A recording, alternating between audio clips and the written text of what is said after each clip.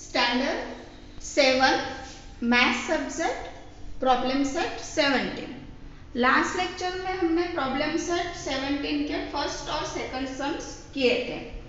अभी थर्ड सम है in triangle XYZ angle Y is equal to 90 what kind of a pair to X and angle Z में।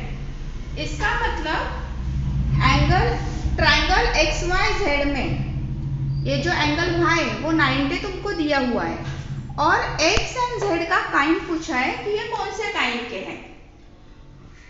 तो हम कैसे solve कर सकते हैं, देखो इन ट्रायंगल XYZ किसी भी ट्रायंगल के ये जो तीन एंगल होते हैं उनकी सम हमेशा 180 होती है। उनका सम हमेशा 180, उनकी तीनों की अगर हम प्लस करेंगे कौन सा भी ट्रायंगल हो उसके तीनों एंगल की प्लस हमेशा 180 आती है। मतलब angle X plus angle Y plus angle Z is equal to 180। तो हमें एंगल X का मेजरमेंट पता नहीं है, Y का 90 है वो हमने लिखा, Z का भी पता नहीं है, सम है 180। तो X प्लस Z उनको वैसे ही किया इज इक्वल टू 180। ये जो 90 है ये प्लस है। एक बात समझ लो, जब इज इक्वल टू का साइन होता है इस साइन के वजह से दो साइड हो जाते हैं बराबर। एक हो जाता है left hand side and right hand side. हमारे लेफ्ट हाथ का लेफ्ट हैंड, राइट हाथ का राइट हैंड साइड।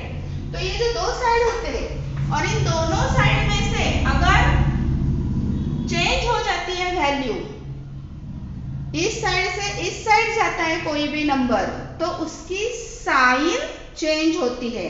ये बात हमेशा ध्यान में रखो। इसीलिए जब ये प्लस 90 लेफ्ट हैंड में है वो राइट हैंड साइड में गया तो वो प्लस 90 क्या हो जाएगा, माइनस 90। तो 180 में से 90 गए, कितना बचा 90। तो x प्लस z कितने हो गए 90। मतलब दोनों का प्लस 90 है। इसका मतलब वो कौन से एंगल हो गए, X and Z are complementary angle. मतलब कॉम्प्लीमेंट्री एंगल की प्लस 90 होती है।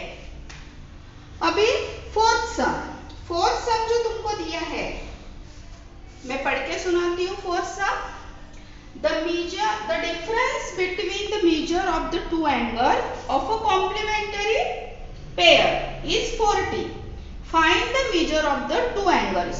मतलब तुम्हें जो एंगल्स दिए हैं वो कॉम्प्लीमेंट्री है और उनका डिफरेंसेस तुम लोगों को दिया हुआ है।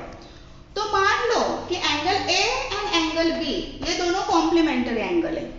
तो कॉम्प्लीमेंट्री एंगल है तो हमको पहली बात क्या पता चलती है कि उन दोनों का प्लस 90 है। ये फर्स्ट हमको पता चलता है। तो ये फर्स्ट इक्वेशन हो गया। सम में क्या दिया है कि उन दोनों का डिफरेंस यानी माइनस, उन दो एंगल का डिफरेंस कितना है 40। तो हमें ये दूसरा इक्वेशन मिल गया।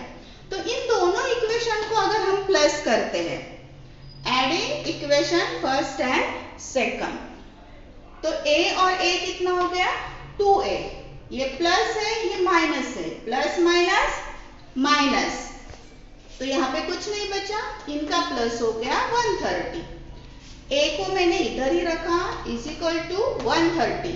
ये मल्टीप्लाई, लेफ्ट हैंड साइड में 2 मल्टीप्लाई, वो इस साइड आ जाएंगे तो उनका साइन चेंज हो जाएगा, मतलब वो डिवाइड हो जाएंगे। 2 से अगर हम 130 को डिवाइड करते हैं तो आंसर आता है 65। तो एंगल A का मेजरमेंट कितना हो गया 65। तो B का अब हम आसानी से निकाल सकते हैं क्योंकि A प्लस B हमको पता है 90। A की वैल्यू A में डाल दी 65, B हमें पता नहीं है इज इक्वल टू 90। तो B इज इक्वल टू 90, ये प्लस 65 इधर आने के बाद माइनस हो जाएंगे। तो 90 माइनस 65 कितना हो गया 25।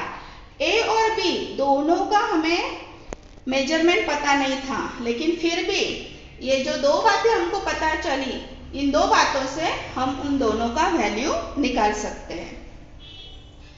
फिफ्थ सम में तुम लोगों को दिया हुआ है कि ये जो रेक्टेंगल है PTNM, PTNM, ये सप्लीमेंट्री एंगल। उन्होंने उनके सप्लीमेंट्री एंगल्स के नाम पूछे, मतलब नाम लिखने हमें। तो हमें पता है कि राइट मतलब ये जो रेक्टेंगल है, रेक्टेंगल का हर एक एंगल ये राइट एंगल होता है।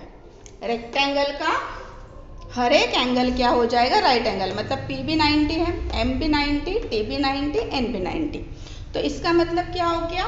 Each angle of rectangle is a right angle, therefore P is equal to M is equal to T is equal to N is equal to कितना हो गया? 90। तो अगर ये 90 है, ये 90 है, तो दोनों की प्लस कितनी हो गई? 180। इसका मतलब ये सप्लीमेंट्री एंगल हो गए। तो angle P and M supplementary angle, T and N भी सप्लीमेंट्री है, P एंड T भी सप्लीमेंट्री है, M and N supplementary angle है। ये सामने के P, angle P and angle N and angle M and angle T, ये भी सप्लीमेंट्री एंगल हो गए। मतलब तुम्हें टोटल 3 पेयर्स, मतलब टोटल 6 पेयर्स मिल जाती है सप्लीमेंट्री एंगल्स की। अभी है 6th क्वेश्चंस। थोड़ा ध्यान से देखो, मैं पढ़ रही हूँ, थोड़ा कॉम्प्लिकेटेड है समझने में। If angle A is equal to 70, what is the measure of the supplement of the complement of A? मतलब इसका मतलब है अगर A का मेजरमेंट 70 है तो एंगल A के कॉम्प्लीमेंट एंगल का सप्लीमेंट एंगल का मेजरमेंट हमको पता करना है। मतलब यहाँ पे A का हमें कॉम्प्लीमेंट एंगल निकालना है, उसके बाद उसका सप्लीमेंट एंगल निकालना है। तो यही मैंने बोला कि थोड़ा कंफ्यूजिंग है कि समझ में नहीं आएगा फटाक से वो, कि if angle A 70, what is the measure of the supplement of the complement of A? तो देखिए हमने सॉल्व किया हुआ है। एंगल A उन्होंने कितना दिया है? 70। तो लेट द कॉम्प्लीमेंट्री एंगल हमने क्या लिया? x। तो a प्लस एक्स कितना हो गया? 90, क्योंकि the sum of complementary angle. a का उन्होंने दिया है 70, x के नीचे x 90, x is equal to 90। ये 70 यहाँ पे आके माइनस हो जाएंगे, तो x कितना हो गया? 20। मतलब एंगल a का कॉम्प्लीमेंट्री एंगल x वो कितना हो गया? 20।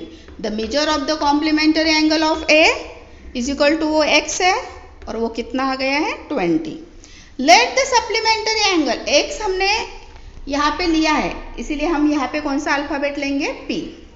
Late the supplementary angle is equal to P।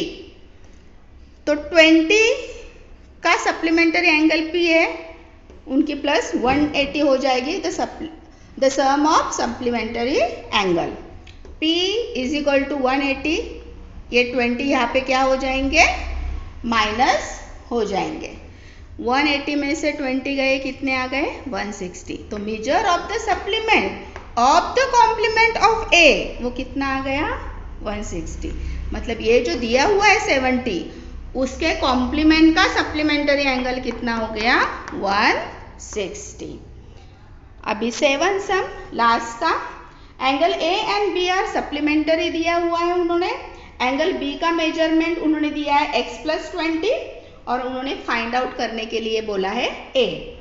If A and B are supplementary angle and angle B is equal to x plus 20, then what will be measurement of A? A and B supplement है, इसलिए उनकी plus कितनी हो गई? 180। A का measurement पता नहीं है, B का x प्लस 20 दिया हुआ है, तो हम A और x, ये अल्फाबेट है इसलिए उनको नज़दीक लिया, और जो नंबर से उनको एक साथ ले लिया। 180, ये प्लस 20 यहाँ पे आ जाएंगे तो माइनस हो जाएंगे। a plus x is equal to 160। हमें a का मेजरमेंट निकालना है, इसीलिए a को इधर रखा, इज इक्वल टू 160। ये x यहाँ पे आकर माइनस हो गया, तो a का मेजरमेंट कितना आ गया? 160 माइनस x। यहाँ पे हमारा प्रॉब्लम सेट 17 कंप्लीट हो गया है। तुमको ये सारे सम सॉल्व करने हैं।